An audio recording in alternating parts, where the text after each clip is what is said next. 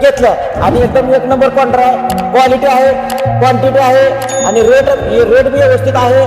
तुम्ही अवश्य भेट द्या वानखेडे फर्निचरला औसा. आणि पुन्हा यावंच लागतंय वानखेडे फर्निचरला आणि पुन्हा यावंच लागतंय झकास वडापाव तुळजापूर मध्ये यावंच लागतंय. नमस्कार मित्रांनो, खास तुळजापूरून आलो ते भैया काउंटर घेण्यासाठी. बघू शकता झकास वडापाव सेंटर आणि पावभाजी. तर आपण काउंटर बनवून दिलेलं आहे.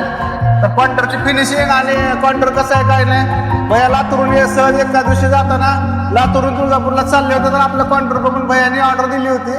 तर काउंटर तयार केलेलं आहे आपण पूर्ण. तर भैयाला विचारत, भैया काउंटर कसं झालेलं आहे, क्वालिटी कशी आहे. आम्ही काय करतो, आम्ही गेलो लातूरला जाता वापस येताना आम्हाला एकदम काउंटर दिसलं. आम्हाला काउंटर चांगलं वाटलं, त्याच्यामुळे आम्ही थांबलो साईडला गाडी घेऊन आणि बघितलं आम्ही वानखेडे फर्निचर दुकान. मग आम्ही काउंटर बघितल्यावर आम्हाला अतिशय सुंदर वाटलं, चांगलं वाटलं. एकदम आमच्या मापामध्ये बसलं.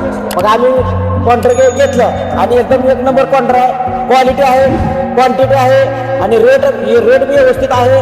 तुम्ही अवश्य भेट द्या वानखेडे फर्निचरला औसा.